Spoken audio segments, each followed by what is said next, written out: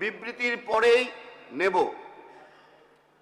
আমি মাননীয় মুখ্যমন্ত্রীকে অনুরোধ করছি বিষয় বলার জন্য। সম্মানীয় অধ্যক্ষ মহোদয়, একটি অত্যন্ত গুরুত্বপূর্ণ বিষয়ে আমি সবার মাধ্যমে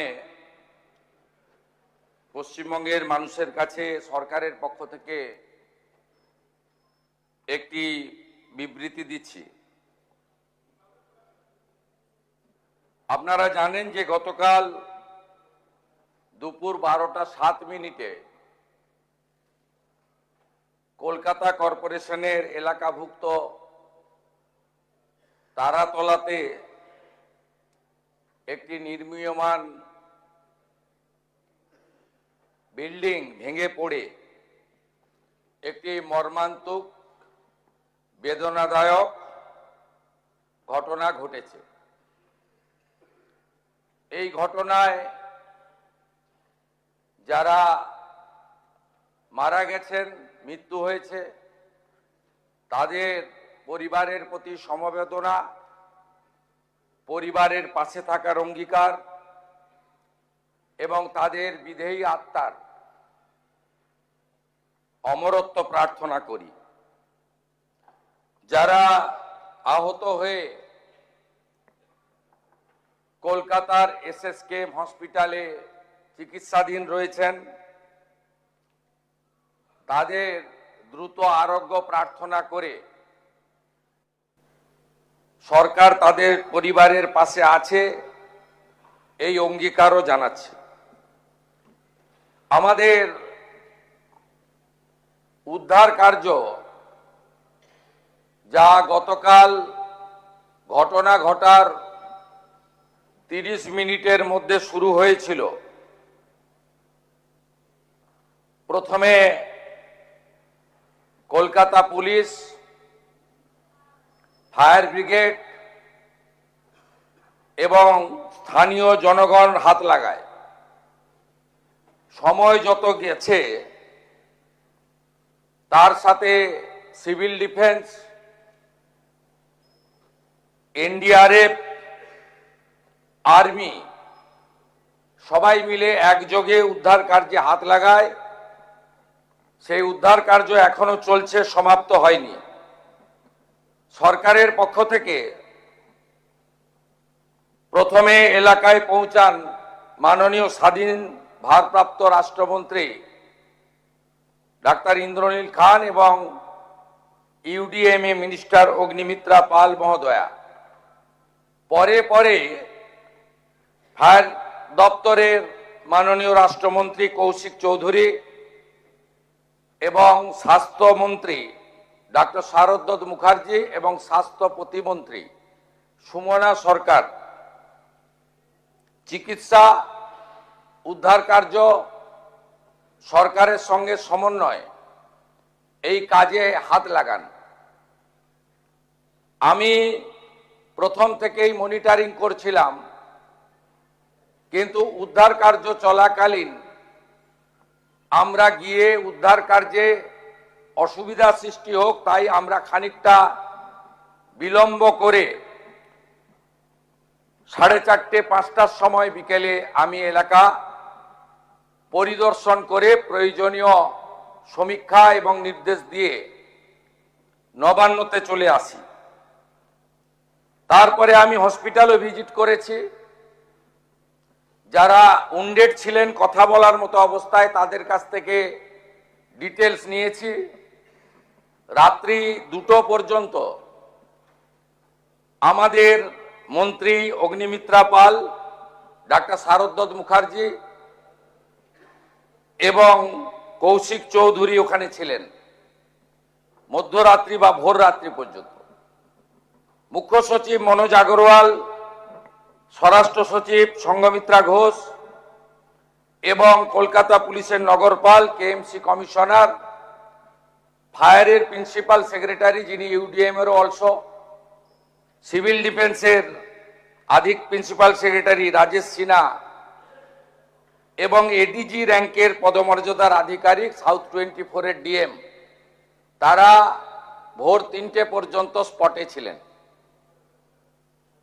এখন অবধি মোট 29 জনকে উদ্ধার করা গেছে, যার মধ্যে 9 জনকে মৃত ঘোষণা করা হয়েছে।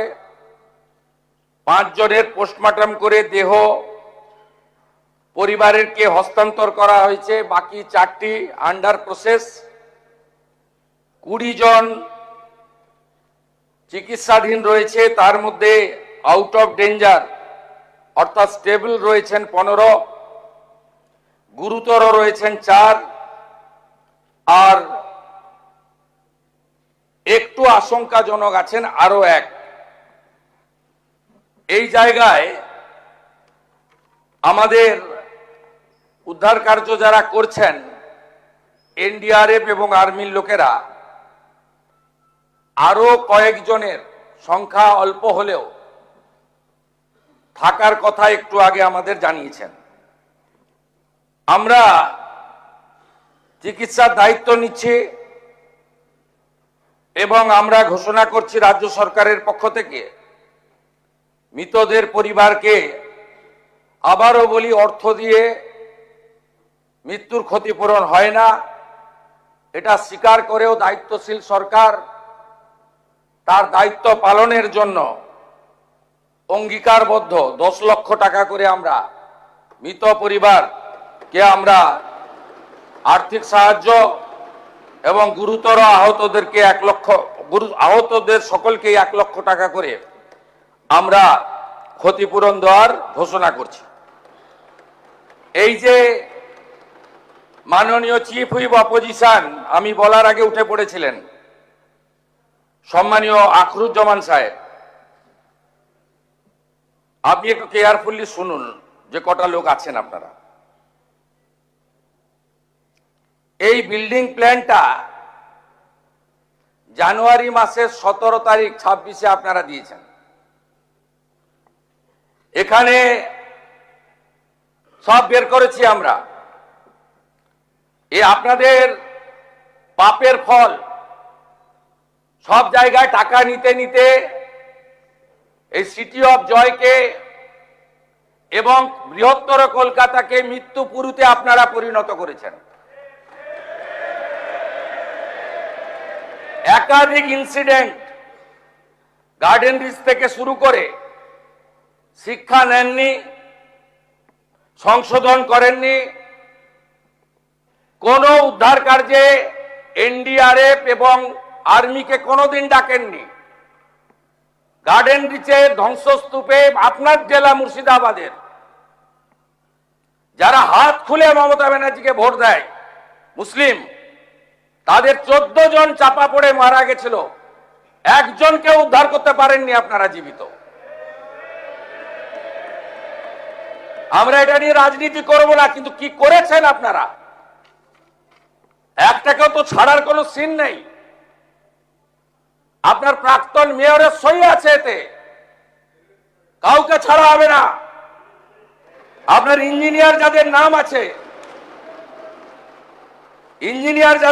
আছে, it is found that Sri Aminur Sheikh, Sub Assistant Engineer, Sri Nirmalendu Sardar, Assistant Engineer, Sri Ranjan Das, Executive Engineer, has not discharged their duties and responsibilities in respect of the instate premises. আমরা পুরো fact finding বের করেছি, কোনো ছাড়াছাড়ির scene নেই। আমরা এখনো পর্যন্ত 5টাকে arrest করেছি। গুলজার হোসেন, সুপারভাইজার অফ আসগর, আসগরকেও খুঁজছি, যদি নিচে চাপা পড়ে থাকেন আলাদা কথা, আমি চাইবো জীবিত বেরোক।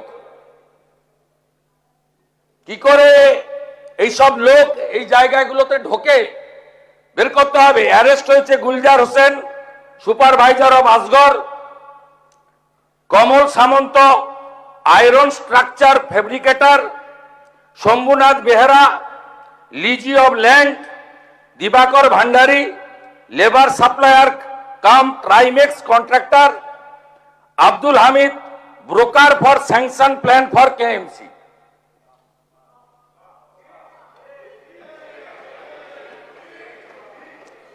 আপনার কেএমসিতে কি হয়েছে আমরা জানি না, আপনার কালীকে তুললে সব বেরিয়ে যাবে। কলকাতা কর্পোরেশনে কালী না বললে কোনো প্ল্যান হয় না।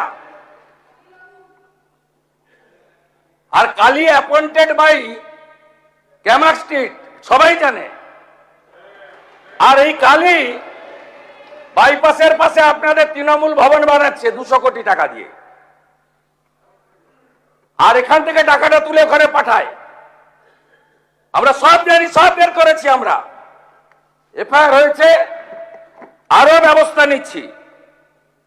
ইনসিডেন্ট রিপোর্টে আমাদের প্রথমেই হ্যাটসঅপ জানাই Indian army,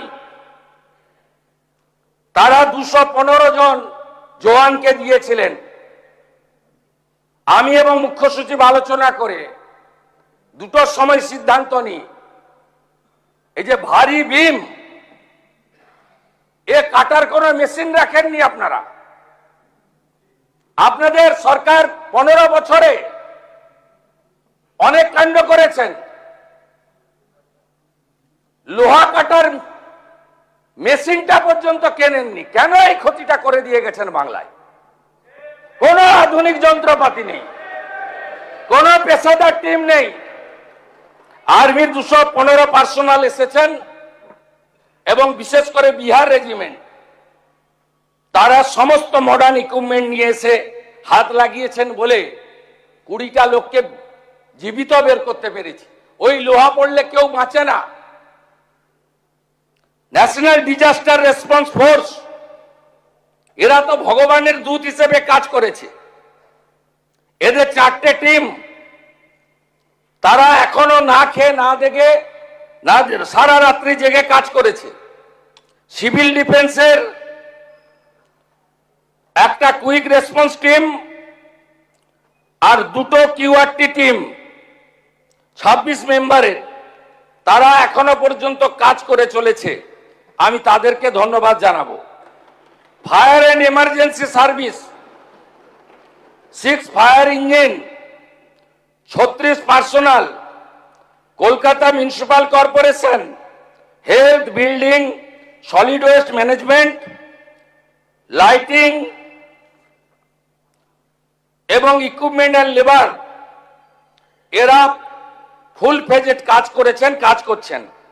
Shyamaprasad Mukherjee port, Kolkata KOPT, DMG Kolkata police, এরা সবাই মিলে একযোগে এই কাজটা করেছেন এবং করছেন।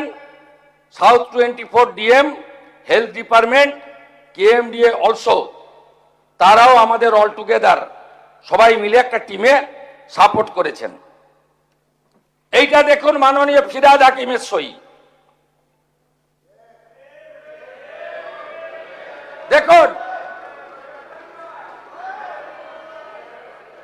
দেখুন আপনারা কিভাবে স্ট্রাকচারে ডিফেক্ট থাকা অবস্থায় ফল্টি প্ল্যান অ্যাপ্রুভ করেছেন। এবং এখানে যাদের সই আছে, name of architect, name of EAC, name of GTE, name of owner, name of applicant, propose floor area, exempt area মিলে পুরো আমরা এটা বের করেছি। দেখুন ফল্টি ডিজাইন, এইটা বিল্ডিং প্ল্যানের নকশা। এরকম কত কাণ্ড করে রেখেছেন তার ঠিক নেই। কম্পেনসেশন ঘোষণা করেছি, এফআইআর অ্যারেস্ট বলেছি। আগামী দিনে কি হবে? আমরা 4 সপ্তাহ Kolkata municipal corporation, Rajarhat new town, Maheshtala, Budge Budge, Pujali, Bishnupur গ্রামীণ এলাকা, সাউথ 24, সোনারপুর, বারুইপুর পুরো এলাকায় সমস্ত নির্মীয়মান কাজ, জরুরি পরিষেবা ছাড়া আমরা বন্ধ রাখলাম। সমস্ত স্যাংশন প্ল্যান অডিট হবে। এই অডিট করার জন্য কমিটি তৈরি করে দেওয়া হচ্ছে। কমিটি হেড করবেন Rajesh Pandey IAS, additional chief secretary. কমিটিতে মেম্বার থাকবেন Shri Khalil Ahmed IAS, additional chief secretary, Rajesh Kumar Sinha, principal secretary disaster management, Ajay Nanda Nagarpal, Smita Pandey commissioner cum প্রশাসক Kolkata corporation, Rachana Bhagat secretary labour department, engineer in chief PWD, DG building KMC, DG fire and emergency services one representative, representative from RITES, representative from IRCON আর Kharagpur IIT. আমাদের Kharagpur IIT থেকে professor Damodar মাইতিকে head civil engineer IIT Kharagpur, তাকে nominated করেছেন director Kharagpur IIT. এবং RITES আমাদের consent দিয়েছেন, তারা